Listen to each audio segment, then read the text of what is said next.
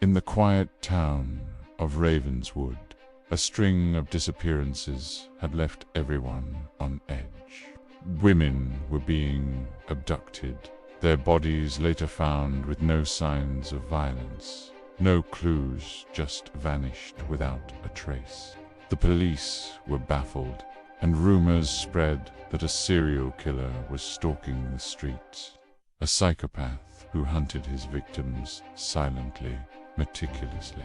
His name was never known publicly. The media dubbed him the Silent Hunter. But behind the scenes, someone knew the truth. His name was Ethan Gray, a man seemingly ordinary, quiet, unassuming. But beneath that calm exterior lurked a twisted mind, a mind that thrived on fear. It was a cold autumn evening when Emily, a young woman, left her apartment late at night.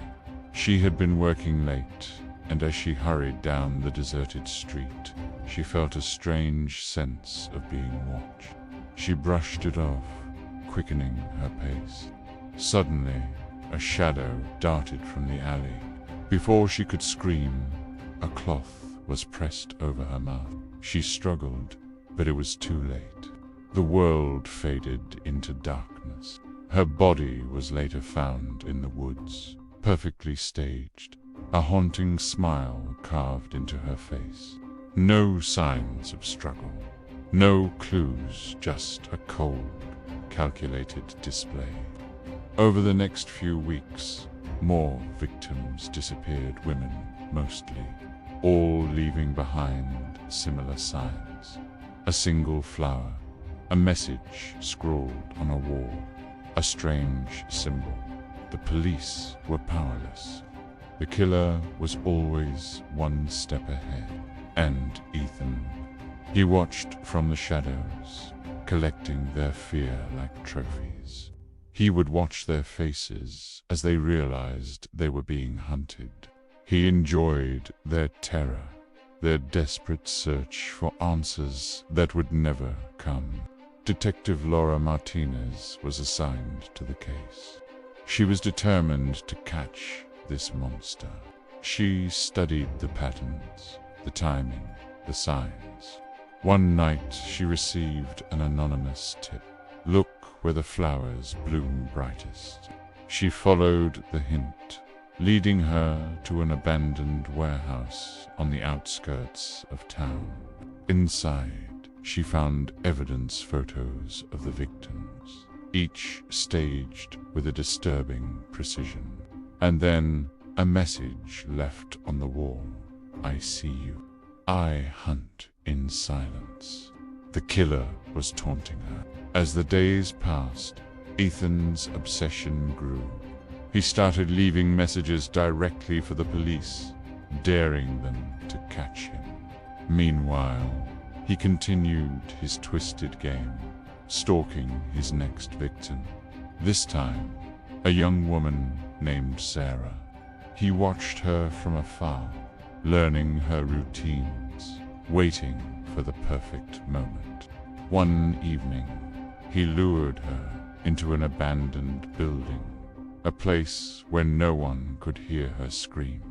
Inside, he revealed himself, calm, almost polite. Ethan, you're early, he whispered. I've been waiting for you. Sarah tried to run, but the door slammed shut. Ethan's face was expressionless as he approached her, a glint of madness in his eyes. Meanwhile, Detective Martinez had finally traced Ethan's pattern to the warehouse. She arrived just in time to hear Sarah's screams. She burst in, gun drawn, shouting at Ethan to freeze. Ethan turned slowly, a twisted smile on his face. Ethan, you're too late. I've already won. He lunged at her, but she fired. Ethan fell, clutching his side, blood seeping into the floor.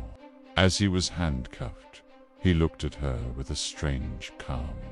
Ethan, You think this is over. You only saw the beginning.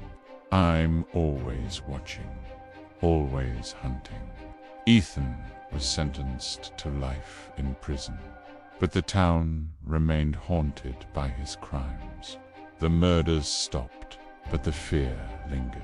And sometimes, late at night, people swore they saw shadows lurking silent, watching, waiting for their turn. Because Ethan Gray was gone, but the darkness he created still hunted the streets of Ravenswood, and no one knew when the next hunt would begin.